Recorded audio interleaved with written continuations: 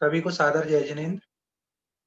10 लक्षण पर्व के कार्यक्रम की श्रृंखला में आज उत्तम मार्दव धर्म का दिन है, जिसमें सुबह से हमने पूजन प्रक्षाल और उसके बाद गुरुदेव श्री के सीडी प्रवचन और उसके पश्चात रजनी भाई जी हिम्मतनगर वालों के उनके नियम सार ग्रंथ के आधार पर प्रवचन का लाभ लिया।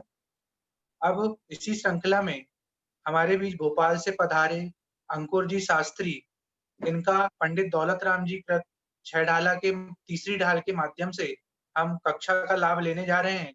सभी से विनम्र निवेदन है कि वे कक्षा का समय हो गया था, कक्षा में पधारें और अंकुर जी के माध्यम से 6 ढाला की तीसरी ढाल का लाभ लें। अंकुर जी से निवेदन है कि वे अपनी कक्षा प्रारंभ करने का स्पष्ट करें। मंगलाचरण। नमो अरिहंताणं नमो सिद्धाणं नमो आयर्याणं नमो अध्यायाणं नमो लोके सवसाहूणम्। मंगलम भगवान वीरो मंगलम गौतमो गणी मंगलम कुंद कुंदाद्यो जैन धर्मोस्तु मंगलम। सर्व मंगल मंगल्यम सर्व कल्याण कारकम प्रधानम सर्व धर्माणां जैनम जयतु शाश्वतम्। जैनम जयतु शाश्वतम्। जैनम जयतु शाश्वतम्। आपने आप में आपको वर लिया, चेतना को स्वयं मैं प्रकट कर लिया। हे विरागी प्रभु, हे महावीर जिन, आपके दर चरण मैं शतत नमन।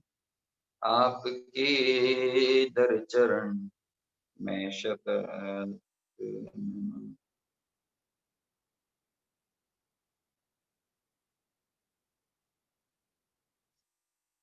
तीन भुवन में वीत राग विज्ञानता, शिव स्वरूप का नमः त्रियोग समाधि।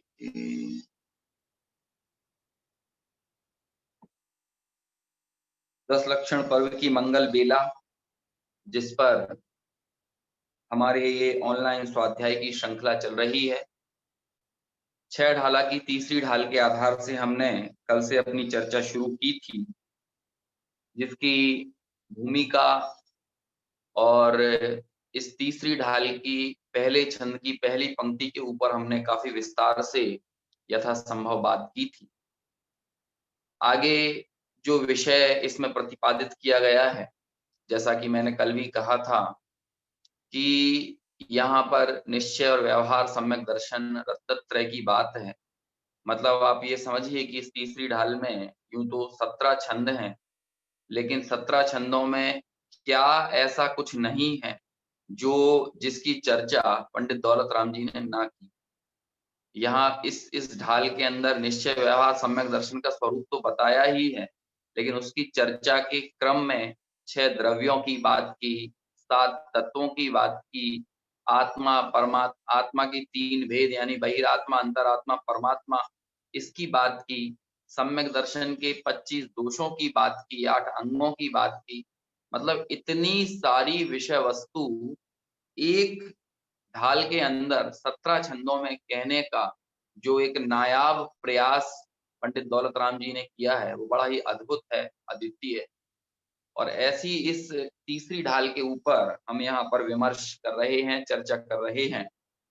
एक बार पुनः इस तीसरे छंद को हम पढ़ेंगे। कल भी हमने यद्यपि पढ़ा था, लेकिन पुनः पढ़ेंगे और फिर जहां हमने कल चर्चा अपनी छोड़ी थी, उसके आगे की विषय वस्तु को यहाँ आगे बढ़ाएंगे। पढ़ता हूं मैं। आत्म को हित है सुख सो सुख, आकुलता बिन कहिए। आकुलता शिव माही न ताते, शिव मग लाग्यो चाहिए। सम्यक दर्शन ज्ञान चरण, शिव मग सो द्विविध विचारो। जो सत्यार्थ रूप सुनिश्चय, कारण सो व्यवहारो। क्या कहते हैं यहाँ, इस छंद का शीर्षक जो दिया गया है, आत्महित, सच्चा सुख और 2 प्रकार के मोक्ष मार्ग का कथन। मतलब एक छंद में क्या क्या कह दिया, आत्महित को बता दिया, मोक्ष सच्चा सुख यानी मोक्ष सुख है ना, सच्चे सुख की बात कर ली, और तीसरा 2 प्रकार के मोक्ष मार्ग का कथन कर दिया। अब यहाँ यद्यपि मैं ये बोल रहा हूं 2 प्रकार का मोक्ष मार्ग, तो अब ऐसा नहीं होता कि जैसे कि कोई छिंदवाड़ा से भोपाल आ रहा हो तो उसके पास 2 रास्ते हैं, एक तो वो नरसिंहपुर होकर चला जाए और एक वो अपना यहाँ पिपरिया इटारसी होशंगाबाद होकर आ जाए, तो दोनों रास्तों से वो भोपाल पहुंच जाएगा। ऐसे ही मोक्ष मार्ग भी 2 रास्तों से पहुंचा जा सकता होगा, है ना। एक रास्ता तो कुछ लोग निश्चय वाला अपनाते होंगे और कुछ लोग व्यवहार वाला अपनाते होंगे, ऐसे 2 रास्ते होंगे ना मोक्ष मार्ग के भी। क्या ऐसा कुछ है? तो जरा हम इस बात पर भी गंभीरता से विचार करेंगे। यद्यपि ये जो मेरे पास ये 6 ढाला की प्रति है, इसमें भावार्थ लिखते हुए ये इन सारी चर्चाओं का बड़ी विशदता के साथ विवेचन किया है। तो हम थोड़े उन पक्षों पर भी गंभीरता से विचार करेंगे कि यद्यपि मोक्ष मार्ग, निश्चय और व्यवहार इस तरह 2 प्रकार से कहा गया है, लेकिन क्या वास्तव में, क्या वाकई में वो जो मोक्ष मार्ग है, ऐसे उसके कोई 2 रास्ते होते होंगे? और कुछ भले पुरुष ऐसे होंगे जो कि व्यवहार को अपना लेते होंगे, और कुछ लोग ऐसे होंगे जो निश्चय को अपना लेते होंगे, और दोनों ही मुक्ति में पहुंच जाते होंगे। व्यवहार वाले भी पहुंच जाते होंगे और निश्चय वाले भी पहुंच जाते होंगे। जैसे आजकल हमने समाज के भी बंटवारे कर दिए हैं ना, ये तो व्यवहार वाले हैं, ये निश्चय वाले हैं, और तीसरा एक समन्वयवादी होगा, वो ये कहने लगेगा भाई तुम भी सही हो और तुम भी सही हो। तो वो दरअसल ये तीनों लोग, जो एक निश्चय को पकड़ा है और एक व्यवहार को पकड़ा है और एक जो समन्वयवादी है, ये तीनों ही विपरीत मार्ग पर हैं। और पंडित टोडरमल जी ने तीनों के लिए कैटेगरी निर्धारित कर दी है। एक निश्चय के आग्रह वाले को, जो कि निश्चय को तो नहीं समझता लेकिन निश्चय का पक्ष पकड़ कर बैठा है, ऐसे उस व्यक्ति को निश्चयाभासी कहा। ऐसे जो व्यवहार को तो नहीं समझता और व्यवहार का पक्ष पकड़ लिया, उसे व्यवहाराभासी कह दिया। और एक जो तीसरी कैटेगरी वाला आदमी है, चलो भैया जे भी सही है, जे भी सही है, समझ वो दोनों को नहीं रहा है ना, भाजपा पर भी ठप्पा लगा दिया, कांग्रेस पर भी लगा दिया, तो क्या होगा, उसका वोट रिजेक्ट ही होगा ना। तो ऐसे वो समन्वयवादी प्रवृत्ति के लोग उभयवासी की श्रेणी में डाल दिए। तो मोक्ष मार्ग वास्तव में है क्या? दरअसल उस मोक्ष मार्ग को कैसे समझें, कैसे कहें, इसका कथन जो दो प्रकार से मिलता है, क्या वो कथन ही दो प्रकार के हैं या रास्ते भी दो प्रकार के हैं? थोड़ा इस बात पर हम विचार करेंगे। कल हमने इतनी बात समझी थी कि भाई यदि सुख का कुछ लक्षण बनाना है, यदि सुख आपका लक्ष्य है और उसका लक्षण आपको बनाना है, तो लक्षण बनता है निराकुलता। निराकुलता के बगैर, इस लक्षण के बगैर आप दुनिया के किसी भी सुख को टटोलने जाएंगे, उसमें यदि ये निराकुलता नाम का लक्षण नहीं दिखता है, तो समझिए वो सुख नहीं बल्कि सुखाभास है, हेल्यूसिनेशन है, इल्यूजन है, भ्रम है ना। और भ्रम तो क्या होता है? भ्रम का तो कोई सिर पैर नहीं होता। भ्रम में तो आप कुछ भी देख सकते हैं, कुछ भी मान सकते हैं, कुछ भी जान सकते हैं, है ना। आपके पैर के नीचे रस्सी पड़ी हो, आप सांप मान सकते हैं। आप तो भ्रम में ये, आप तो आकाश कुसुम भी मान सकते हैं, आप तो गधे के सींग भी मान सकते हैं। भ्रम का तो कोई ठिकाना नहीं, भ्रम में तो दुनिया कुछ भी समझ ली। तो ऐसे ही दुनिया के सुख को सुख माने और उसमें ये निराकुलता वाला लक्षण यदि प्राप्त नहीं हो रहा है, समझिए वो सुख नहीं बल्कि सुखाभास है, वो हेल्यूसिनेशन है, वो इल्यूजन है, वो भ्रम है। और टोडरमल जी कहते हैं कि भैया इस भ्रम जनित दुख को दूर करने का उपाय भ्रम दूर करना है। ऐसे ही भ्रम जनित सुख में सुख मानने की इस मिथ्या कल्पना को दूर करने का उपाय भी भ्रम दूर करना है। तो मूल में तो उस भ्रम को दूर करना है, उस भ्रम में ही हमें सुख और दुख की ये कैटेगरी खड़ी नहीं कर देना है, बल्कि वो दुख रूप ही है, वास्तव में दुखी ही है, ऐसा मानना चाहिए। क्यों? क्योंकि हम दरअसल जो संसार के आनंद को सुख रूप मानते हैं, जब हम आगम का अभ्यास करेंगे और गंभीरता से इस विषय में सोचेंगे, तो दरअसल हमारे उन आनंद की परिभाषाएं 4 प्रकार के रौद्र ध्यान में गर्भित हो जाएंगी। वो कहीं ना कहीं, या तो आप हिंसा में आनंद मान रहे होंगे, टेलीविजन देख रहे हैं, वह जो क्या कहते हैं हीरो विलन की पिटाई कर रहा है और आपको बहुत मजा आ रहा है ना। आपने देखा कि आपने न्यूज में सुना कि भारत ने पाकिस्तान के 40 जवानों को मार दिया और आपको आनंद आ गया। तो ये जो आनंद की परिभाषाएं आपने गढ़ी है, ये उन रौद्र ध्यानों में गर्भित होती हैं। या तो वे हिंसानंदी है ना, या तो वो मृषानंदी है ना। टेलीविजन सीरियल में आप देखते हैं, है ना, जो लोग अत्यधिक चालाक और चतुर अपने आप को चापाल प्रदर्शित करते हैं, वो दरअसल ऐसी बातें बनाना जानते हैं और हम बातें बनाने के मजे को लूटते हैं। और वो मृषा यानी झूठ कितने प्रकार का होता है, असत्य वचन कितने तरह के होते हैं, वो आप पढ़िए किन किन तरह के वचनों को, है ना, भांड वचन, गांधर्व, कुछ पता नहीं किस किस प्रकार के सब वचनों की चर्चा आती है ना, वो सारे वचनों को असत्य वचनों के अंदर ही गर्भित किया जाता है। तो वो भी यदि उधर से हम कोई आनंद ले रहे हैं, कोई चुटकुले में हमें आनंद आ रहा है, तो वो सारे भंड वचन है। और वो भी आनंद क्या है, वो मृषानंदी रौद्र ध्यान है ना। चौर्यानंदी रौद्र ध्यान, थोड़ा सा हमने किसी से ज्यादा ठग लिया, ज्यादा प्राप्ति कर ली तो हमें आनंद आ गया, ये चौर्यानंदी है। इसी तरह परिग्रहानंदी या विषय संरक्षण का आनंद, इसके आनंद को तो कोई मानता ही नहीं है कि हम कोई गलत काम कर रहे हैं। तो ये दुनिया के जितने आनंद को आपने आनंद मान लिया, नई गाड़ी आपके पास आ गई, लाखों करोड़ों रुपए की कमाई हो गई, तो आनंद आया कि नहीं आया? ये सब क्या है? ये परिग्रहानंदी या विषय संरक्षण रूप आनंद, चौथा आनंद जिसे कहा विषय संरक्षण का आनंद, है ना। अनेक स्थानों पे परिग्रहानंदी भी कहा जाता है, कई जगह उसे विषयों के संरक्षण रूप आनंद इस तरह से परिभाषित किया जाता है, और कुशील को भी उसमें ही गर्भित कर दिया जाता है।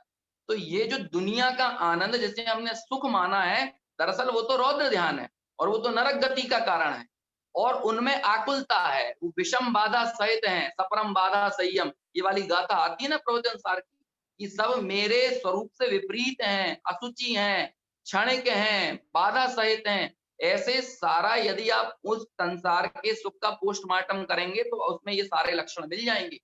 तो फिर सुख किसे कहें? तो एक पंक्ति में ऐसी अद्भुत और अकाट्य बात दौलत राम जी ने कह दी कि आत्म को हित है सुख सो सुख आकुलता बिन कही। मतलब इस सुख की चर्चा करते हुए ही हम चाहें तो अपने इन 10 दिनों का समय व्यतीत कर सकते हैं कि हम कहाँ सुख मान रहे हैं और सुख है कहाँ। निराकुलता रूप लक्षण की तलाश करते हुए, इसकी पड़ताल करते हुए ही आप बहुत समय, बहुत गंभीरता से यदि विचार करने जाएंगे तो आपका बहुत सारा कहना चाहिए कि आपकी चिंतन धाराओं को नई नई दिशाएं प्राप्त होंगी। तो ये एक पंक्ति में जो बात कही वो बात इतनी सी नहीं है, बल्कि बहुत गंभीर बात है कि आत्म को हित है सुख तो सुख आकुलता बिन कहिए। वो आकुलता बिना होना चाहिए। आप सारे सुखों को, दरअसल स्वाध्याय वो आधे घंटे 1 घंटे का नहीं होता, दिन भर स्वाध्याय होता है।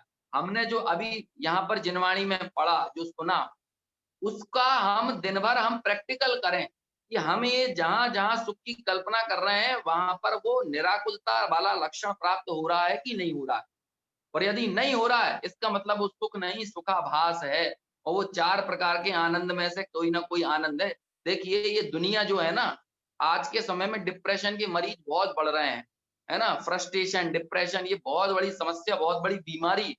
आजकल आप लगातार ये सुनते रहते होंगे, आत्महत्याएं इतनी हो रही हैं, सुसाइड हो रही हैं, लॉकडाउन में लोग फ्रस्ट्रेट हो गए।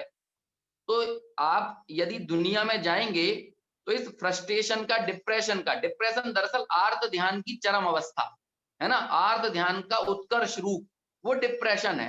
तो आपको इस आर्त ध्यान का या डिप्रेशन का इलाज करने वाले लोग तो मिलेंगे, संसार में इसके डॉक्टर पाए जाते हैं, लेकिन रौद्र ध्यान का इलाज करने वाला एक डॉक्टर नहीं मिलेगा।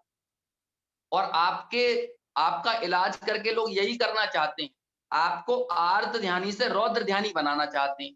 अभी तक आप आर्त ध्यान कर रहे थे तो बुरे थे, आप जब रौद्र ध्यान करने लगोगे तो अच्छे हो जाओगे। बस ये ही दुनिया की सारी जद्दोजहद है। लोग बस इसी तरफ गति करना चाहते हैं कि हमारा आर्त ध्यान तो छूट जाए और हम रौद्र ध्यान करने लगे, है ना? मतलब हम इन सब किसी न किसी प्रकार के आनंद से, मतलब आनंद से दरअसल क्या कहना चाहिए, वो आनंद नहीं है, आनंदाभास में आनंद की कल्पना करने लगे। ऐसी हमारी वृत्ति, ऐसी हमारी प्रवृत्ति हो जाए, बस हम वो चाहते हैं। लेकिन आपको कहीं दुनिया में मिलेगा कि रौद्र ध्यान का कहीं कोई इलाज होता हो? कोई आप परिग्रह में आनंद मान रहे हो, घर गृहस्थी में आनंद मान रहे हो, ये भी आपकी बीमारी है। इस बीमारी का इलाज कौन करवाएगा? इसका इलाज करवाने वाले तो सिर्फ सदगुरु ही हैं। इसका इलाज करवाने वाले तो सिर्फ जिनवाणी माँ है। आपको नौकरी लग गई, आनंद से आप मिठाई, लड्डू, पेड़े खिला रहे हो, है ना? आपका पैकेज 15 लाख का हो गया, आप लड्डू पेड़ों की पूरे गांव में, नगर में पार्टी दे रहे हो। ये आपकी बीमारी है, इसका इलाज कौन करेगा? है ना? जरा-जरा में से आदमी ऐसा फूल के गुप्पा हो जाता है, मैं बड़ा और बाजार सकरा, इस तरह की भावना आ जाती है, ये बीमारी है। लेकिन कोई इस बीमारी को बीमारी मानता है? यहाँ दौलत राम जी जब ये कहते हैं ना कि आत्म को हित है सुख सो सुख आकुलता बिन कहिए, मतलब आकुलता सहित जितने दुनिया के आनंद हैं, उन सबको इस एक पंक्ति में दरकिनार करके रख दिया। एक पंक्ति में उनको कहना चाहिए बॉर्डर के बाहर कर दिया, उस सीमा के बाहर हो गए। अब भाई इस पे आप जितना विचार कर सकें, जितना सोच सकें, मैंने तो ये 1-2 थोड़े बहुत कुछ बातें यहाँ पर कही, लेकिन इसकी यदि चिंतन की गहराई में आप उतरेंगे तो आपको पता चलेगा कि दरअसल हम सुनते ये बात हैं, लेकिन जरा-सी थोड़ी हमारी अनुकूल वृत्तियां कहीं हमें बाहर में देखने को मिल जाती हैं, तो हम तुरंत उसमें फिसले बगैर नहीं रहते। थोड़ी सी कोई व्यक्ति यदि या मेरे पास आए और मेरी तारीफ में चंद लफ्ज कह दे, तो मैं ऐसा लगता हूँ कि बस यही जीवन की सार्थकता है, यही जीवन है, यही आनंद है। और फिर जब इस आनंद में ही वो मुग्ध हो गया, आसक्त हो गया, मदमस्त हो गया, तो फिर उसे वास्तविक आनंद सो सुख आकुलता बिन कहिए, आकुलता शिव माही न ताते, शिव मग लाग्यो चाहिए। कि हमारे सदगुरु ये कहते हैं कि हमें शिव मग मोक्ष मार्ग में लगना चाहिए। ये बात कहाँ समझ में आएगी? इस बात को कहाँ स्वीकार करेगा? क्यों? क्योंकि उसने यहीं कहीं तो सुख तलाश लिया। अब उसे मोक्ष मार्ग रूपी सुख में आगे, मोक्ष मार्ग में आगे लगाने के लिए, मोक्ष सुख की ओर आगे बढ़ाने की आप प्रेरणा उसे दे भी रहे थे और वो बोल भी रहा था, गा भी रहा था, ये सारी चर्चाएं कर रहा था, लेकिन उसने अंततः आनंद तो यहीं कहीं तलाश लिया ना। उसे दुनिया में ही वो चीज मिल गई ना, जो चीज वो चाह रहा था। वो क्या चाह रहा था? वो सुख चाह रहा था, लेकिन क्या हुआ? उसने सुखाभास को ही रियलिटी, वर्चुअलिटी को ही रियलिटी मान लिया, है ना? आज के समय में तो ये वर्चुअलिटी और रियलिटी, है ना, वर्चुअल रियलिटी एक नया शब्द पैदा हो गया है। ये आज हमारी रियलिटी बन गई है। आज हम जिस समय में जी रहे हैं ना, ये सारी ऑनलाइन क्लासेस, ऑनलाइन भगवान की भक्ति, मुझे तो बहुत डर लगता है क्योंकि आज हम हमारे इतिहास को जब देखते हैं तो इतिहास में जितनी भी विसंगतियां हम देखते हैं तब उस समय की परिस्थितियों का भी एक बहुत बड़ा कारण रहा है। चाहे श्वेतांबर मत की उत्पत्ति की बात हो और वो श्वेतांबर मत का जन्म हुआ हो, तो उस समय भी परिस्थितियों की प्रतिकूलता ने श्वेतांबर मत को जन्म दिया कि वो इतना बड़ा अकाल पड़ा था, है ना? या फिर आप 16वीं शताब्दी में आए, जहां पर स्थानकवासी संप्रदाय, कबीर पंथ, नानक पंथ, तारण पंथ, ये सारी जो चीजें निकली, इसमें भी आप देखेंगे तो उस समय की परिस्थितियों का बहुत बड़ा योगदान है। तो मुझे एक डर ये भी लगता है कि मेरा ही नहीं बल्कि अनेक लोगों को इस संबंध में विचार आया होगा, मैं अकेला अपना ही उस पर कॉपीराइट क्यों बताऊं, कि कहीं ऐसा ना हो कि ये जो वर्चुअल वर्ल्ड में हम जी रहे हैं और ये ऑनलाइन सारी चीजें चलने लगी हैं, कहीं परिस्थितियां ठीक होने के बाद भी हमारे हृदय में भगवान के दर्शन करने का, स्वाध्याय के प्रत्यक्ष लाभ लेने का ये जो उत्साह और ये जो प्रवृत्ति है, कहीं वो क्षीण ना हो जाए, वो खत्म ना हो जाए। अन्यथा एक ऐसा ऑनलाइन संप्रदाय या वर्चुअल संप्रदाय के जन्म लेने में कोई देर नहीं लगेगी। एक नया प्रकार का समुदाय, एक नया प्रकार का सैलाब जो है, वो इस तरह का भी देखने को मिल सकता है। खैर, कहना ये था कि हमने इस वर्चुअल यानी होता है आभास, वर्चुअल यानी होता है भ्रम, और उस आभासी दुनिया को हमने रियल दुनिया मान लिया, वही हमने यथार्थ मान लिया है।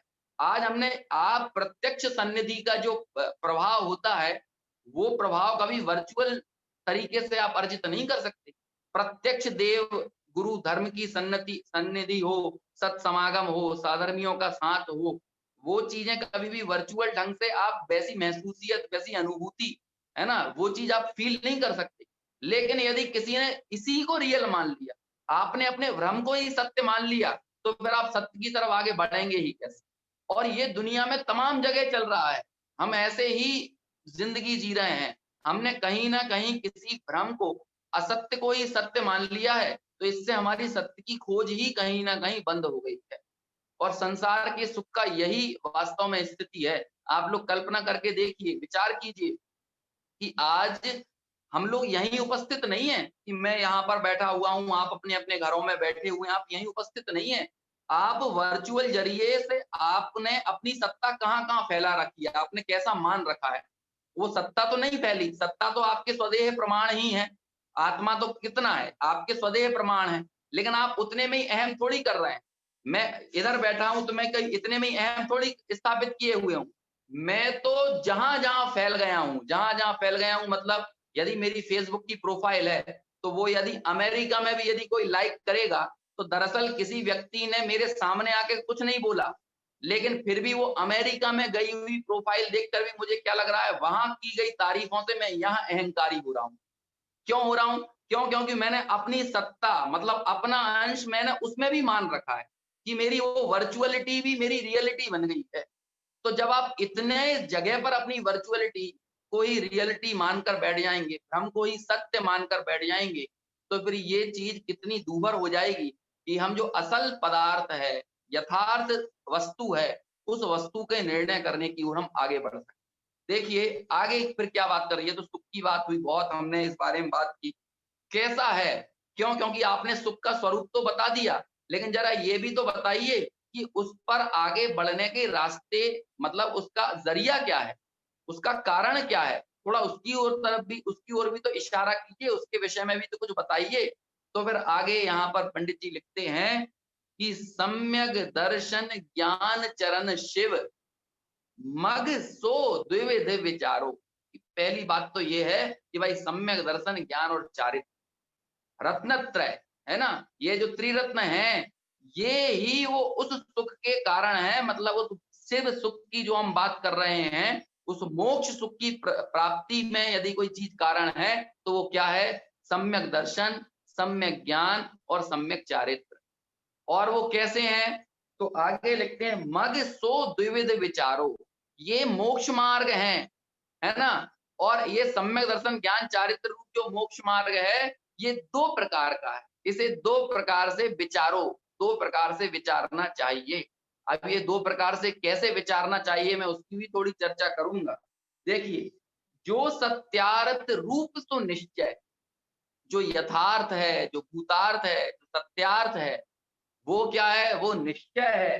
और कारण सो व्यवहारो। अब यहां से तो हमको ऐसी पंक्ति प्रतिभाषित होती है कि जो यथार्थ है, जो निश्चय आत्म प्रतीति रूप है, वो तो क्या है, वो तो निश्चय मोक्ष मार्ग है, और जो उसका कारण है, इसका मतलब निश्चय मोक्ष मार्ग के लिए कोई कारण की जरूरत तो पड़ती होगी ना। तो लोग बाग यही बात को इस तरह से भी प्रतिपादित कर सकते हैं कि देखो भैया, निश्चय मोक्ष मार्ग का कारण व्यवहार मोक्ष मार्ग है, तो निश्चय मोक्ष मार्ग तो हुआ कार्य और व्यवहार मोक्ष मार्ग हुआ उसका कारण, इसलिए आप व्यवहार मोक्ष मार्ग करो तो आप निश्चय मोक्ष मार्ग मतलब व्यवहार रत्नत्रय का पालन करो तो निश्चय रत्नत्रय की आपको प्राप्ति हो जाएगी। इस तरह से भी लोग प्रतिपादित करते हुए देखे जाते हैं। अपने ही विद्वान मतलब कहते हैं इस तरह की बातें करेंगे कि आप जिन विद्वानों को पढ़ते हो मानते हो उनको ही ढंग से पढ़ो, वो इस तरह की बात करते हैं, व्यवहार मोक्ष मार्ग को निश्चय मोक्ष मार्ग का कारण कहते हैं। तो जरा उस विषय में हमें गंभीरता से सोचना पड़ेगा कि ये कारण कहने की विवक्षा क्या है, अभिप्राय क्या है। जरा हम इस बात का विचार करें, क्या ऐसा संभव है कि बिना निश्चय मोक्ष मार्ग के व्यवहार मोक्ष मार्ग हो सकता है? बिना निश्चय मोक्ष मार्ग के व्यवहार मोक्ष मार्ग की कोई उपादेयता, कोई उपयोगिता है? इसके विषय में हम थोड़ा सोचें। देखिए वो चर्चा यहाँ पर की है 6 पॉइंट्स के अंदर विभिन्न धर्मों, विभिन्न ग्रंथों के उदाहरण देते हुए ये पूरी बात यहाँ पर पंडित जी ने समझाई है। पंडित जी ने मतलब पंडित जी के भाव को समझाया गया है ना। यहाँ तो इसके भावार्थ लिखने वाले तो अलग हैं, लेकिन इस बात को बताया गया है कि भाई वो बात असल में क्या है, क्या कहना चाहते हैं, निश्चय और व्यवहार मोक्ष मार्ग से हमको क्या पकड़ना है, कैसे इन दोनों की संधि आपस में इस विषय को समझना है, क्या इनके बीच में संधि है। ठीक है, देखिए सम्यक चारित्र 6 पॉइंट्स हैं और 6 पॉइंट्स में पूरे सम्यक दर्शन, सम्यक ज्ञान, सम्यक चारित्र और निश्चय और व्यवहार मोक्ष मार्ग इनको समझाया है। पहला पॉइंट, सम्यक चारित्र निश्चय, सम्यक दर्शन और ज्ञान पूर्वक ही होता है। कभी ऐसा नहीं होगा कि कोई व्यक्ति चाहे कि हम तो सम्यक चारित्र तो हमें हो गया है और हम सम्यक दर्शन सम्यक ज्ञान हम बाद में करते रहेंगे, नहीं, ऐसा नहीं है ना। और इसको बताने के लिए आगे एक छंद भी है, शायद 17वें नंबर का छंद है, मोक्ष महल की प्रथम सीढ़ी या बिन ज्ञान चरित्र, ये वाली पूरी पंक्तियां है ना, वहां पर ये बात आई है कि बिना सम्यक दर्शन के ज्ञान और चारित्र का सम्यक पना संभव नहीं है। सम्यक चारित्र निश्चय सम्यक दर्शन ज्ञान पूर्वक ही होता है। जीव को निश्चय सम्यक दर्शन के साथ ही सम्यक भाव शुद्ध ज्ञान होता है। देखिए अब निश्चय व्यवहार को बताना है यहाँ पर, तो निश्चय व्यवहार तक ले जाने के लिए कहां से बात शुरू की है, क्या कहा सबसे पहले कि सम्यक चारित्र निश्चय सम्यक दर्शन और ज्ञान पूर्वक ही होता है। जीव को निश्चय सम्यक दर्शन जहां हुआ उसके साथ ही सम्यक भाव शुद्ध ज्ञान होता है। क्या हुआ? भाव सम्यक भाव शुद्ध ज्ञान। क्यों? क्योंकि हम जब नयों के विषय में पढ़ते हैं तो नयों के विषय में ये बात आती है कि नय क्या है ना, ये सम्यक भाव शुद्ध ज्ञान का ही दरअसल अंश है ना। या फिर ये कहें कि नए जो हैं वो ज्ञानियों के ही होते हैं, तो वो ज्ञानी ये संज्ञा किसको मिली? ये संज्ञा सम्यक दृष्टि को मिली। तो ये जो नयों का विभाजन किया निश्चय और व्यवहार रूप, दरअसल ये होंगे तो किसको होंगे? कई लोग इस तरह की बातें करते हैं, हमें नए वय समझने से कोई प्रयोजन नहीं है। क्या करना है नए को समझने से?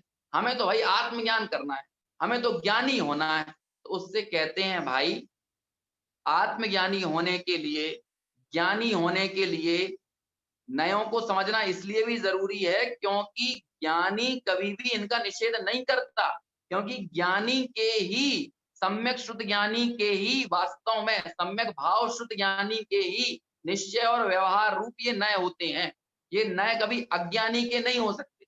फिर लोग इस तरह का एक और प्रश्न करते हैं कि फिर नए तो जब ज्ञानियों के होते हैं फिर अज्ञानियों को नए के बारे में जानने की क्या जरूरत है? जब वे होते ही ज्ञानी को हैं तो हमें उससे क्या लेना देना है? हम तो अभी अज्ञानी है ना, हमारे तो अभी निश्चय व्यवहार तो नहीं हो सकते ना, हमें तो उन्हें समझने की कोई आवश्यकता नहीं है। तो उससे कहते हैं कि भाई अपनी वर्तमान अवस्था में जो ज्ञानियों की दशा होती है या जो सम्यक शुद्ध ज्ञान रूप नए होते हैं उसको समझने के प्रति उत्साह ना होना, इसका मतलब है कि उस भाव शुद्ध ज्ञान के प्रति ही उत्साह नहीं होना, है ना। हम अभी वर्तमान अवस्था में हम मुनिचर्या को समझते हैं, हम सिद्धों को समझते हैं, हम अरहंतों को समझते हैं। अब यदि हम ये कहने लगे कि अब भैया अरहंत और सिद्ध के बगैर अरहंत सिद्ध को समझने से क्या लेना देना, तो कहते हैं अनेक प्रयोजनभूत विषयों का, अनेक जरूरी विषयों का जो सही निर्णय है, वो निर्णय तो हमें अपनी वर्तमान भूमिका में ही करना पड़ेगा। करणलब्धि के पहले ही हमारे कम से कम जो निर्णय, जो पक्का निर्णय वाली बात आती है ना, वो निर्णय पक्का होना बहुत जरूरी है। यदि उसमें ढुलमुल रवैया रहेगा तो कहेंगे तो करणलब्धि तक ये पहुंचेगा ही नहीं। इसलिए इस तरह का यदि अनुत्साह दिखाएगा, है ना, नयों के प्रति, मोक्ष मार्ग के प्रति, मोक्ष मार्ग के निश्चय और व्यवहार स्वरूप के प्रति, तो फिर कहते हैं कि दरअसल इसका तो भैया आत्मज्ञान के प्रति ही अनुत्साह है, ये तो भावश्रुत ज्ञानी होने के प्रति ही अनुत्साही है। फिर अन्य चर्चा करना तो अभी रहने ही दो, उसकी तो बात क्या की जाए, है ना। तो इसलिए यहाँ कहते हैं कि जो जीव के निश्चय सम्यक दर्शन के साथ ही सम्यक भावश्रुत ज्ञान होता है, और निश्चय नय तथा व्यवहार नय, यह दोनों सम्यक श्रुत ज्ञान के अवयव या अंश हैं। इसलिए मिथ्या दृष्टि को ना तो निश्चय है या व्यवहार, निश्चय और व्यवहार ये दोनों ही उसके हो नहीं सकते। इसलिए व्यवहार प्रथम होता है और निश्चय नय बाद में प्रकट होता है, ऐसा मानने वालों के नयों का के स्वरूप का यथार्थ ज्ञान नहीं है। देखिए हमारी ऐसी स्थिति होती है कि हम असली धर्म को समझने की ओर आगे बढ़ते हैं, है ना, तो वो असली धर्म तो क्या है, कहते हैं वो सम्यक दर्शन ही है। लोग इस तरह के प्रश्न करते हैं, जब तक सम्यक दर्शन नहीं हो रहा तब तक क्या करें, तो वो ये सुनना चाहते हैं कि उनको कोई ना कोई झुंझुना पकड़ा दिया जाए कि जब तक सम्यक दर्शन नहीं हो रहा तब तक एक काम करो कि तुम रोज 2-2 घंटे पूजन करो, तुम विधान का आयोजन करो, तुम फलानी चीज छोड़ दो, इसका त्याग कर दो, उसका त्याग कर दो, ये सारी चीजें करो, और फिर वो उस चीज को पकड़ के ही अपने को धर्मात्मा मानने लगते हैं। हमने ये विभाजन किया है, हमने कर्मों में ही, कर्म पुण्य और पाप किसके भेद हैं, पुण्य और पाप धर्म के भेद नहीं है, पुण्य और पाप कर्म के भेद हैं, लेकिन हमने उन कर्म के भेदों में से एक भेद को धर्म मान लिया है। तो फिर क्या हुआ कि जब हमने किसी ऐसी चीज को धर्म मान लिया जो धर्म नहीं है, तो जो वास्तविक धर्म है उसकी खोज, उसकी रुचि, उसकी जिज्ञासा, उसका उत्साह ही हमारा खत्म हो गया। तो फिर पूछते हैं करें क्या, जब तक सम्यक दर्शन नहीं हो रहा तब तक करें क्या, भैया इसका विचार करो कि सम्यक दर्शन क्यों नहीं हो रहा है, ईमानदारी के साथ विचार करो। इस विचार में ही तत्व विचार, तत्व निर्णय, भेद विज्ञान गर्भित है। और सम्यक सन्मुख मिथ्या दृष्टि के प्रकरण में यही बात टोडरमल जी वहां पर कहते हैं। उन्होंने स्वाध्याय की पूरी परिपाटी बताई, स्वाध्याय की पूरी श्रृंखला बताई, और साथ में उस श्रृंखला के बताने के बाद एक कितनी सुंदर बात कहते हैं कि ऐसे अभ्यास के बल पर यदि कदाचित ऐसा हो कि उसके भाई गतिबंध हो गया हो पूर्व में और वो त्र्यंच आदि गतियों में भी चला जाए, तो भी कहते हैं कि संस्कार के बल पर वहां त्र्यंच गति में भी प्रत्यक्ष देव शास्त्र गुरु के निमित्त के बगैर वो वहां पर सम्यक दर्शन की प्राप्ति करता है। इतनी बात कहते हैं, लेकिन उससे पहले उसका अभ्यास कितना ईमानदार था, उसका तत्व विचार, उसका तत्व निर्णय, उसके भेद विज्ञान के प्रति उसका पुरुषार्थ, उसकी लगन, ये सारी चीजों को आप इग्नोर थोड़ी कर सकते हो। तभी तो इतनी प्रबलता, इतनी ईमानदारी थी कि वो अगले भाव में यदि त्र्यंच आदि गतियों में भी चला जाता है तो वहां भी कहते हैं अपने उन संस्कारों के बल पर वहां भी सम्यक दर्शन की प्राप्ति करता है। क्या कभी हमें ऐसा लगता है, जो टोडरमल जी कहते हैं कि भाई जो हमें सच्चे उपदेश का लाभ हुआ, उस उपदेश से हमें जीवादि 7 तत्वों का, देव गुरु शास्त्र का, स्व पर का, है ना, इन सारी चीजों का जब ज्ञान हुआ तो कभी हमें ऐसा भाव आया कि अहो मुझे तो इन बातों की खबर ही नहीं, जब ये लगा ना, ये अहो मुझे तो इन बातों की खबर ही नहीं थी, ये पूरे प्रकरण में ये समझिए कि 5 लब्धियां, 5 लब्धियों में से कम 4 लब्धियां तो यहाँ पर गर्भित कर ही देती हैं, और फिर आगे प्रकरण में जाकर 5 लब्धि की चर्चा भी टोडरमल जी ने की।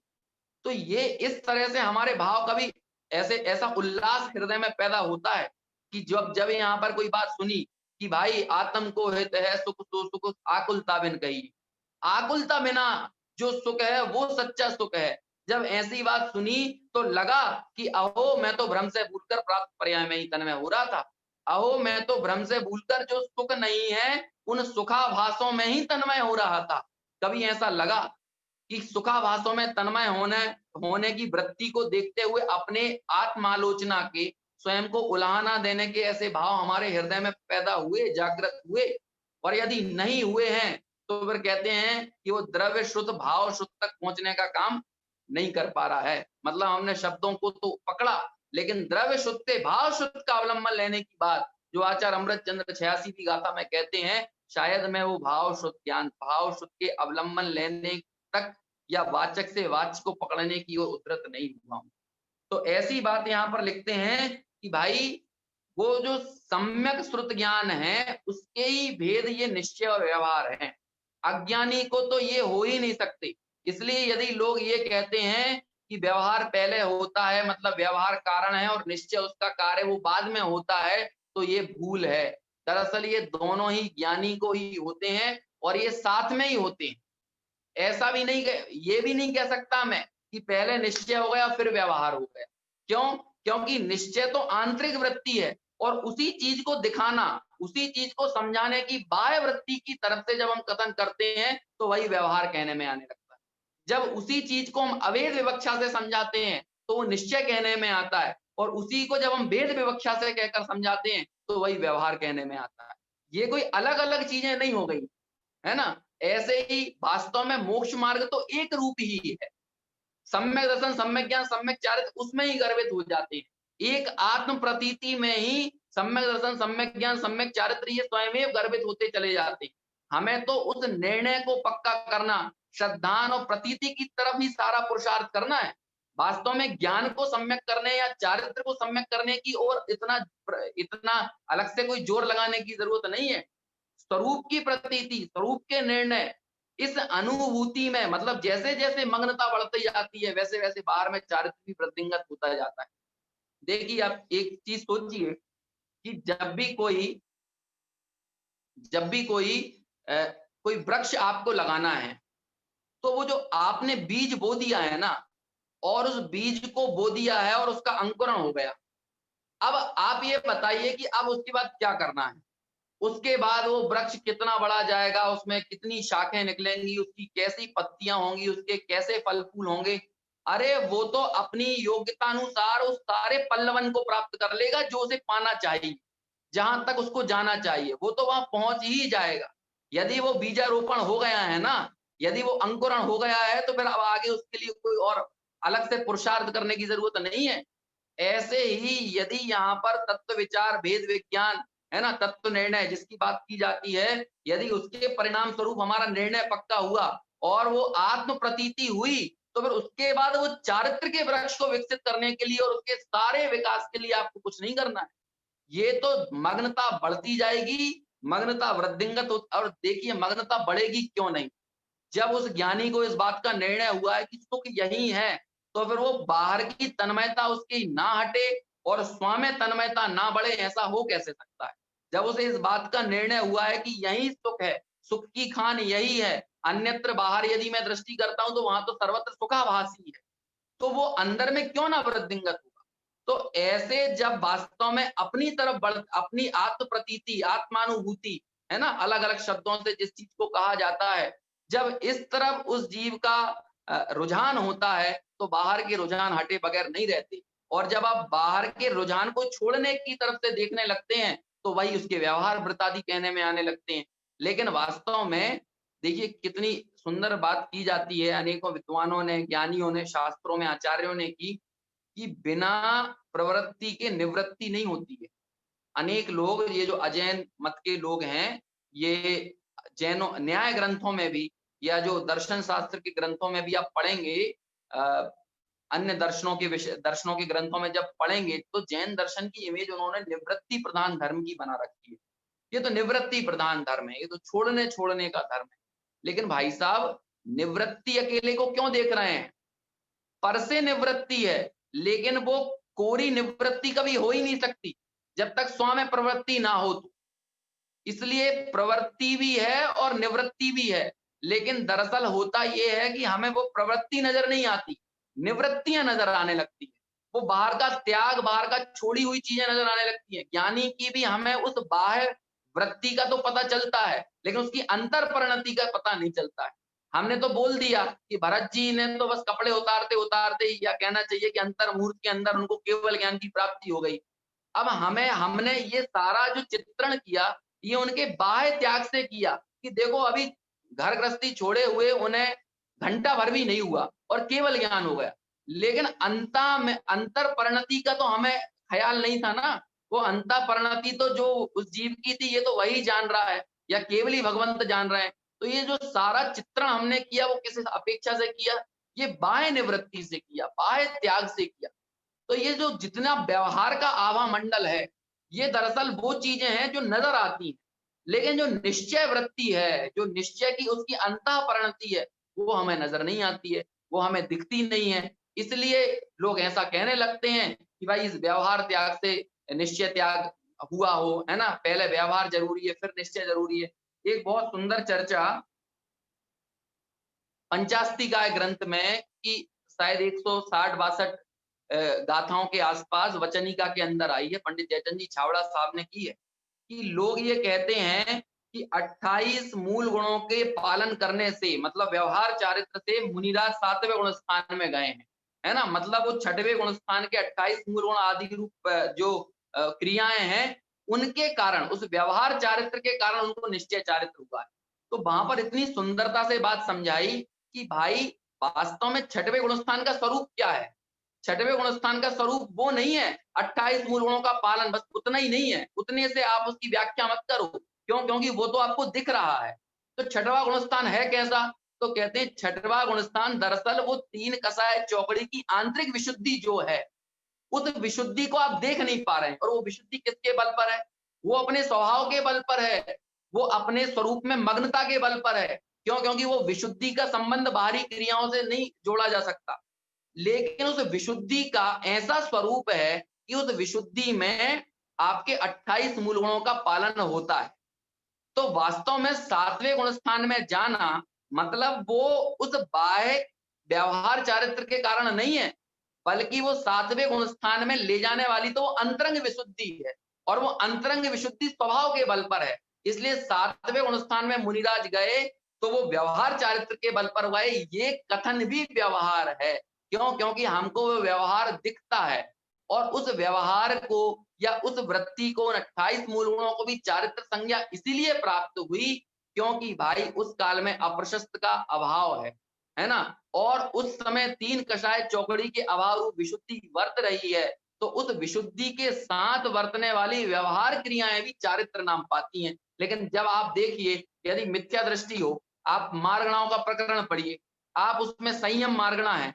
अब वो संयम मार्गणा के प्रकरण में सीधे सीधे शब्दों में 4 गुणस्थान वालों को क्या कहा है? वो असंयम मार्गणा के अंतर्गत रखा, है ना। 5वें गुणस्थान को संयम असंयम मार्गणा में रखा।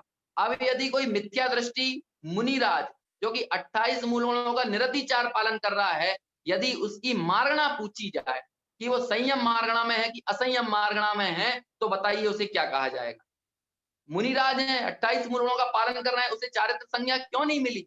अरे 6वें गुण स्थान में 28 मूल गुणों को जो चारित्र संज्ञा प्राप्त हुई है, उसका कारण भी वो मूल रूप से अंतरंग विशुद्धि है। लेकिन वो 6वें गुण स्थान का स्वरूप ऐसा ही है ना। संजुलन कषाय के तीव्र उदय में, है ना, 3 कषाय चौकड़ी के अभाव में ऐसा ही स्वरूप है कि उन्हें 28 मूल गुणों के पालन करने का भाव आता है। लेकिन यहाँ से कहीं भी कोई इस तरह यदि चीजों को घटाता है कि भाई वो 28 मूल गुणों से के पालन से 7वें गुण स्थान में जाते हैं, या व्यवहार चारित्र के पालन से निश्चय चारित्र होता है, तो भाई ये बात एकदम गलत है, ये सही बात नहीं। समझ में आया ना। इसलिए ये जो चर्चा की कि भाई व्यवहार पहले होता है और निश्चय बाद में होता है, ऐसा मानने वालों को नयों के स्वरूप का यथार्थ ज्ञान नहीं है। मुझे पता नहीं कि मेरी जो सुनने वाले हैं उन्हें बात कितनी समझ में आ रही है, क्योंकि लोगों के चेहरे तो नजर नहीं आते। मैं तो अपनी धुन में बोलते चला जाता हूँ, जो भी चीजें, जो भी ज्ञान में जो भी चीजें आती हैं, फिर मुझे नहीं पता रहता कि मुझे विषय को कितना लाइट करना है, कितना हार्ड करना है। वो तो जो सहज जो चीजें चर्चा चल रही है, वो चर्चा सहज होती चली जा रही है। इसलिए यदि कोई चीज आपको मैं नहीं समझा पा रहा हूँ, उसके लिए क्षमा करना, और यदि चीजें समझ में आ रही हैं तो अच्छी बात है। देखिए आगे बढ़ते हैं, दूसरे नंबर का पॉइंट, नए निरपेक्ष। ये सारी चर्चा हम क्यों कर रहे हैं? मोक्ष मार्ग के जो दो कथन किए, निश्चय मोक्ष मार्ग और व्यवहार मोक्ष मार्ग, इस मोक्ष मार्ग को समझाने के लिए इन नयों को समझा रहे हैं कि भाई एक कारण है और दूसरा कार्य है, एक पहले होता है और एक बाद में होता है, ये नहीं समझना है। यदि उन्हें कारण कहा है तो किस अपेक्षा से कहा है, और यदि कारण मतलब कहना चाहिए यदि ये हम एक को कारण और दूसरे को कार्य माने, एक को पहले और दूसरे को बाद में माने, तो उसकी विवक्षा सही है या नहीं है। यदि ये होते हैं तो कैसे होते हैं, ये पूरी चर्चा को यहाँ पर समझाया जा रहा है। देखिए आगे कहते हैं कि नए निरपेक्ष नहीं होते, निरपेक्ष नहीं होते। निश्चय सम्यक दर्शन प्रकट होने से पूर्व यदि व्यवहार नय हो तो निश्चय नय की अपेक्षा रहित निरपेक्ष नय हुआ। क्या कहा? कहते हैं कि निश्चय सम्यक दर्शन प्रकट होने से पूर्व यदि आपको निश्चय सम्यक दर्शन नहीं है और व्यवहार नय हो तो निश्चय नय की अपेक्षा रहित हो जाएगा। क्या होगा? यदि आपको निश्चय सम्यक दर्शन तो नहीं है और आपको व्यवहार सम्यक दर्शन हो गया, यदि ऐसा कहने लगे तो वो जो व्यवहार सम्यक दर्शन वो निरपेक्ष हो जाएगा, जबकि नयों की जो परिभाषाएं हम पढ़ते हैं, नयों का जो स्वरूप समझते हैं, वहां पर सीधे कहा है कि ये निरपेक्ष नहीं होती। निरपेक्ष यानी क्या होता है ना? ये दो चीजें चलती है ना, एक तो जैसे कि मैं आपको बताऊं कि एक होता है रिलेटिव और एक होता है एब्सोल्यूट, है ना? एक एब्सोल्यूट मतलब अमेरिका में जैसे भारत में जो गरीबी होती है ना, भारत की गरीबी जो है वो एब्सोल्यूट गरीबी है, एब्सोल्यूट पॉवर्टी, मतलब 80 करोड़ आदमी सीधे गरीब हैं, उनके पास 2 वक्त का खाना भी ढंग से नहीं मिलता है। लेकिन अमेरिका में जो गरीबी होती है ना वो ऐसे एब्सोल्यूट नहीं है, क्यों? क्योंकि वहां हर आदमी के पास खाना, रोटी, कपड़ा, मकान, इतनी मूलभूत जरूरतें जो होती हैं वो पूरी करते हैं। तो वहां पर गरीबी और अमीरी कैसी है? वहां पर रिलेटिव पॉवर्टी है, मतलब सापेक्ष गरीबी है। सापेक्ष गरीबी यानी कि इसके पास 4 कार हैं और इसके पास 2 कार हैं, तो ये 2 कार वाला गरीब है। इसके पास 50 करोड़ है, इसके पास 10 करोड़ है, तो 10 करोड़ वाला गरीब है।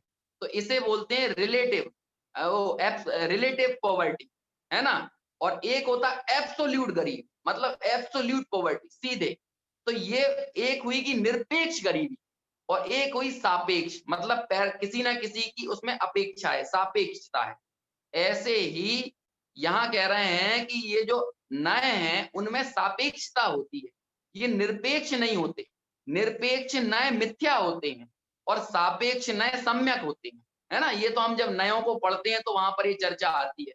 तो यहाँ इस परिभाषा को रखते हुए जो बात की गई वो ये की गई कि आपको सम्यक दर्शन तो है नहीं और निश्चय सम्यक दर्शन तो है नहीं, और व्यवहार सम्यक दर्शन हो जाए तो फिर क्या होगा कि व्यवहार सम्यक दर्शन निरपेक्ष, मतलब वो व्यवहार जो है वो निरपेक्ष कहलाने लगेगा, और वो तो होता ही नहीं है। इसलिए जो व्यवहार सम्यक दर्शन है वो दरअसल कैसा है?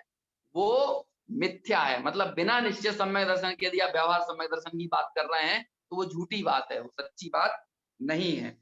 फिर कहा यदि पहले अकेला व्यवहार न हो तो अज्ञान दशा में सम्यक नय मानना पड़ेंगे। यदि निश्चय सम्यक दर्शन नहीं है और व्यवहार सम्यक दर्शन आपने मान लिया तो अज्ञान दशा में ही आपको क्या मानना पड़ेगा?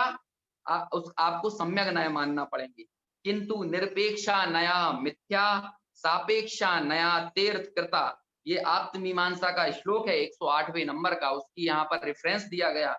ऐसा आगम का वचन है, इसलिए अज्ञान दशा में, मिथ्यात्व अवस्था में ना तो कोई व्यवहार सम्यक दृष्टि है ना निश्चय सम्यक दृष्टि। निश्चय सम्यक दृष्टि तो है ही नहीं, लेकिन यदि कोई कह रहा है कि वो व्यवहार सम्यक दर्शन तो पाल सकते हैं तो कहते हैं वैसी बात सही नहीं है। इसलिए अज्ञान दशा में किसी जीव को व्यवहार नहीं हो सकता, किंतु व्यवहाराभास अथवा निश्चयाभास इस रूप मिथ्या न हो सकती है। आपको क्या हो सकता है? मतलब मिथ्यात्व अवस्था में क्या हो सकता है जीव के? तो कहते हैं उसके निश्चयाभास या व्यवहाराभास हो सकते हैं, लेकिन उसे निश्चय और व्यवहार सम्यक न ये नहीं हो सकते। तीसरा पॉइंट, अब थोड़ा जल्दी जल्दी चलते हैं, हमारा समय भी हो गया है। मैं सिर्फ पढ़ता ही यूं यहाँ पर, है ना, क्योंकि अभी 2 दिन में अपना पहला ही छंद हुआ, मैं तो इस विचार से आगे बढ़ रहा हूँ कि पूरे अपन को पूरी ढाल की चर्चा करना है। देखिए सरल ही है, मैं धीरे धीरे पढ़ता हूँ, आपको समझ में आएगा।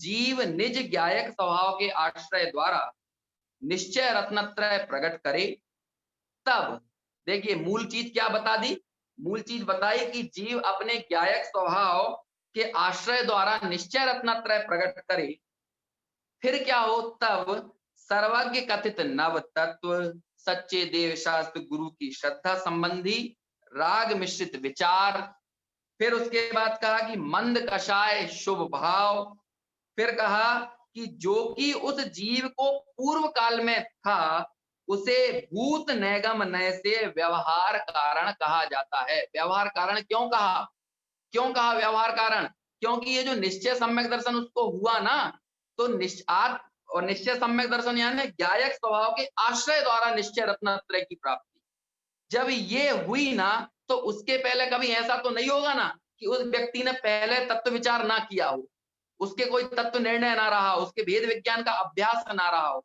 और जब वो तत्व निर्णय भेद विज्ञान के अभ्यास के काल में उस जीव ने ये सारी चीजें नव तत्व, सच्चे देव गुरु शास्त्र की श्रद्धा, ऐसे उसके जो राग मिश्रित विचार चले थे और मंद कषाय रूप उसके जो शुभ भाव थे, ये सब उसके पूर्व काल में हुए थे। इसीलिए भूत नैगम नय से क्या कह दिया जाता है उसको, उसको व्यवहार कारण कहा जाता है। ये जो छंद में बात आई थी ना, व्यवहार कारण है, उसको यहाँ पर समझा रहे हैं।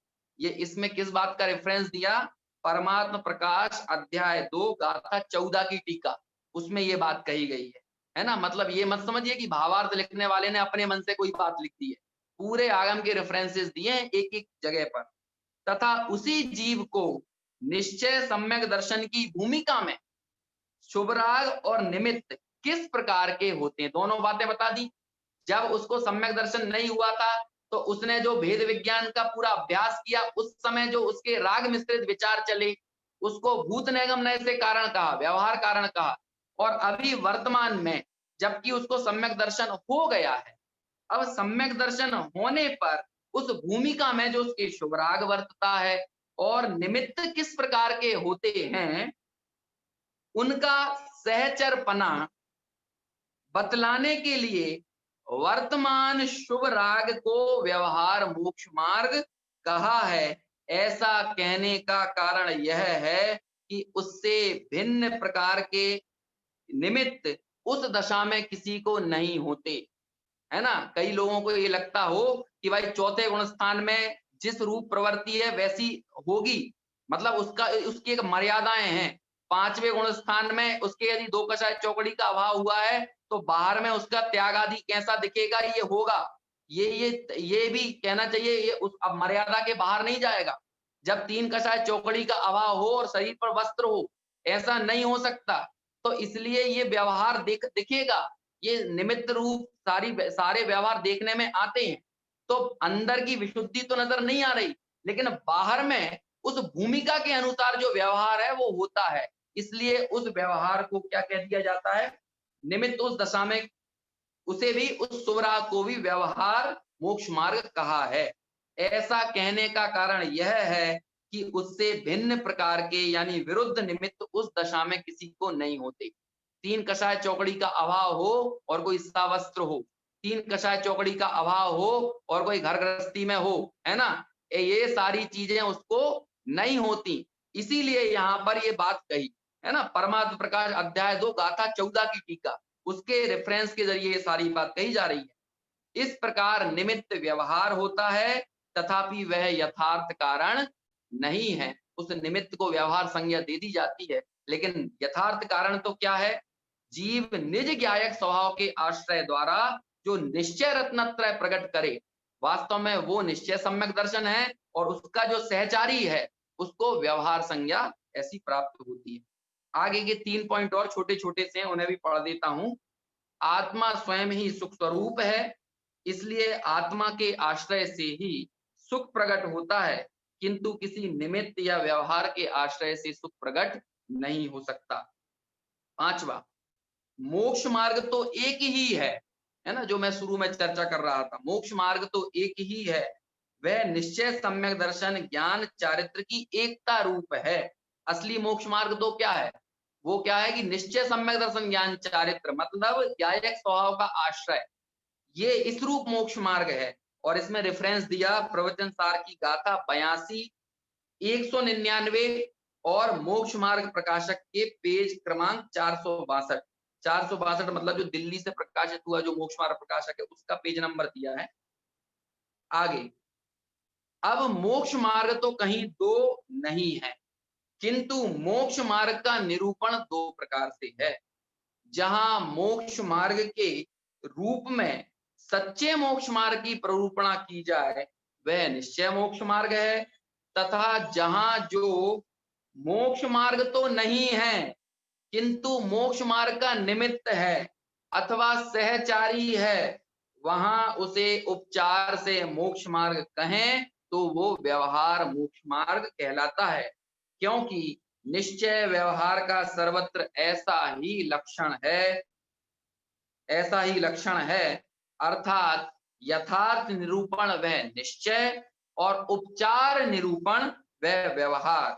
इसलिए निरूपण की अपेक्षा दो प्रकार का मोक्ष मार्ग जानना, किंतु एक निश्चय मोक्ष मार्ग और दूसरा व्यवहार मोक्ष मार्ग, इस प्रकार दो मोक्ष मार्ग मानना मिथ्या है। जो हमने शुरू में बात की थी ना, जैसे कहीं जाने के दो रास्ते हों ऐसे मोक्ष जाने के भी दो रास्ते हों, ऐसी बात नहीं है।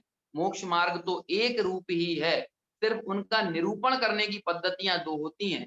जो यथार्थ निरूपण है वो निश्चय मोक्ष मार्ग है और जो उपचार से निरूपण है वो व्यवहार मोक्ष मार्ग है। जो ज्ञायक स्वभाव के आश्रय रूप प्रतिपादन वाली बात है वो निश्चय सम्यक दर्शन ज्ञान चारित्र की बात है, और जहां पर निमित्त कारण की अपेक्षा या सहचारी जो उस समय जो दशाएं होती हैं, प्रवृत्तियां होती हैं, उनका वर्णन, उनका कथन जो है वो व्यवहार मोक्ष मार्ग है। इस तरह निश्चय और व्यवहार मोक्ष मार्ग का जो बात पंडित दौलत राम जी ने संक्षेप में अपनी पंक्ति में कही थी, उनको इन 6 बिंदुओं के माध्यम से हमने विस्तार में समझा। अब आगे जो चर्चा आएगी वहां पर भी यद्यपि एक छंद में निश्चय मोक्ष मार्ग को प्रतिपादित करते हुए फिर आगे बहुत विस्तार से नव तत्वों की, द्रव्यों की, पदार्थों की, ये सारी चर्चा करते हुए आत्मा परमात्मा, आत्मा की 3 भेद, बहिरात्मा, अंतरात्मा, परमात्मा, बहुत कथन जो जिसके बारे में हम सुनते हैं वो सारी चर्चा भी इस ढाल के अंतर्गत आएगी। उसकी चर्चा हम आगे यथा समय करेंगे। अभी अपना समय हो गया, यहीं पर विराम लेते हैं। सभी से सादर जय जय। मोक्ष मार्ग की बहुत सुंदर चर्चा करते हुए निश्चय और व्यवहार का बहुत सुंदर तरीके से निरूपण कर हमारे अंकोली शास्त्री के माध्यम से हमने सुना। दोपहर की कक्षा का समय थोड़ा चेंज हुआ है। कल 3:15 बजे से जो हमारी राजकुमार जी उदयपुर की कक्षा हम सुन रहे थे, वो आज से दोपहर में 2 बजे से आपको उसका लाभ लेने को मिलेगा। अतः आप 2 बजे से उस कक्षा का लाभ लें। उसकी लिंक आपको व्हाट्सएप ग्रुप पर सेंड कर दी जाएगी। और आज की कक्षा को हम यहीं पर समाप्त पूर्ण करते हैं। सभी लोग जिनवाणी स्तुति के लिए खड़े हो जाएं। निज निधि निज में बताई यह अनंत उपकार है, इसके लिए जिनवाणी माँ को वंदना सतवार।